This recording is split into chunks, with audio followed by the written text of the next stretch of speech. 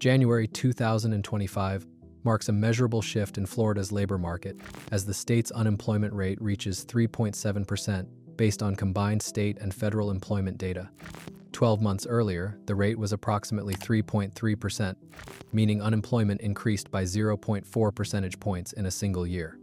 In a labor force of roughly 11.2 million people, that change corresponds to more than 40,000 additional residents actively seeking work. This change matters not because it signals an economic collapse, but because it occurred during a period when Florida was still adding jobs. Employment growth and rising unemployment happening at the same time is not a contradiction. It is a signal that hiring demand is no longer keeping pace with labor supply, which changes how the entire labor system functions. Florida continued to report positive job growth across much of 2024 and into early 2025, particularly in education, healthcare, leisure, and hospitality. Those sectors added workers and kept payroll totals rising. At the same time, job openings and hiring velocity slowed. Job openings measure how many positions employers are trying to fill. When that number declines, it means fewer new opportunities are entering the system, even if existing jobs remain filled. Florida's job openings were well below the levels seen during the 2021 and 2022 expansion, meaning employers were no longer competing as aggressively for workers. This shift is critical because Florida's economy depends on continuous job creation to absorb population growth and migration from other states. Florida's labor supply has continued to grow because people keep moving into the state and because more residents are participating in the workforce. When labor supply grows, job creation must grow at the same pace just to keep unemployment stable. When job creation slows, while labor supply continues to rise, unemployment increases even without mass layoffs. That is what happened through 2024 and into 2025. Employers slowed hiring. Workers kept entering the market. The gap widened. Unemployment followed. The first impact of that gap is income disruption.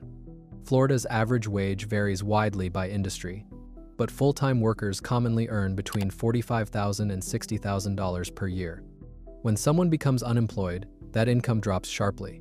Unemployment insurance replaces only a portion of prior earnings and only for a limited period. Even a few tens of thousands of additional unemployed workers translate into billions of dollars in lost annual wage income. That lost income does not remain isolated. It immediately affects spending across the economy. The second impact is consumption. Households reduce spending when income falls or becomes uncertain. Discretionary spending declines first. Dining, travel, entertainment, and non-essential retail feel the pressure earliest. Florida's economy is highly dependent on these categories because tourism, food service, and retail are large employers. When households spend less, businesses in those sectors see slower revenue growth. Slower revenue growth leads to reduced hours before layoffs occur. Underemployment rises as workers remain employed but earn less, which spreads financial stress beyond those who are officially unemployed. The third impact reaches business investment. When sales growth slows, companies delay expansion plans. They postpone opening new locations, adding equipment, or hiring additional staff. That reduces labor demand further. This effect is gradual and accumulates over time rather than appearing as a sudden shock. As hiring plans are pushed out, the labor market becomes less dynamic. Fewer job offers are made. Search durations increase. More workers remain in the job-seeking pool. The fourth impact reaches public revenue. Florida relies heavily on sales, taxes, and business activity to fund government operations. When consumption growth slows, tax revenue grows more slowly as well. That affects budgets for infrastructure, public services, and public employment. Government hiring and spending become more constrained, which removes a stabilizing force from the labor market during periods of private sector slowdown. These effects interact with a set of structural constraints that make adjustment slower. One constraint is sectoral concentration. Much of Florida's job growth has occurred in lower-wage service sectors, while higher-paying corporate and professional roles have experienced slower hiring. When major employers reduce hiring in higher-wage fields, overall income growth slows, even if job counts remain positive. Another constraint is skill mismatch. Workers displaced from corporate, technical, or administrative roles cannot immediately transition into healthcare or service jobs without retraining or accepting lower wages. That lengthens job searches and keeps unemployment elevated. Geography adds another layer. Job growth is not uniform across Florida. Some metro areas continue to expand while others experience slower momentum. Housing costs, commuting distance, and family ties limit how easily workers can relocate to where job growth exists. That slows the matching process between job seekers and employers. Employer strategy also matters. Large firms increasingly rely on automation, outsourcing, and contract labor rather than permanent hires. That reduces long-term hiring demand even when business activity continues. Elevated interest rates further constrain construction, real estate, and business expansion, sectors that traditionally absorb new workers during growth periods. As these constraints operate simultaneously, the labor market becomes less flexible. When unemployment rises, households draw down savings. Once savings decline, reliance on credit increases. Higher credit use raises monthly debt service. Debt service reduces future spending capacity. Lower spending weakens business revenue. Weaker revenue leads to slower hiring. Slower hiring keeps unemployment elevated. This feedback loop does not require new shocks. It operates through the mechanics of income, spending, and hiring decisions. At an unemployment rate of 3.7%, Florida has more than 400,000 people actively seeking work.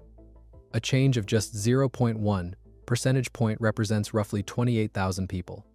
Each of those people represents lost income, reduced spending, and delayed hiring.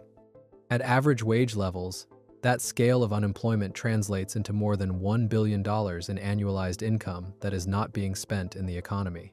That lost spending affects housing, retail, and services, and feeds back into employer decisions. The key feature of this environment is persistence. Hiring demand cooled through 2024 and into 2025, while labor supply remained elevated. That combination produced a gradual increase in unemployment even as job totals continued to rise. Major employers pulling back on hiring contributed to this outcome not through mass layoffs, but through the absence of expansion. Fewer job offers were made. More workers remained in search. Wage growth slowed. Consumption growth slowed. Business revenue slowed. Hiring slowed further. This pattern does not show up as a single dramatic event. It appears as a slow accumulation of pressure across multiple reporting periods. Florida's labor market is large and adjusts slowly. Small percentage changes translate into large numbers of people. Those numbers translate into real household finances and real business outcomes. When multiple constraints operate at once, the system does not rebalance quickly. The data shows a labor market in transition. It is not collapsing, and it is not accelerating. It is shifting under the weight of slower hiring demand and continued labor supply growth. As long as job openings remain below prior expansion levels and population-driven labor force growth continues, the unemployment rate will remain under upward pressure. That outcome follows from arithmetic, not sentiment. The numbers describe it.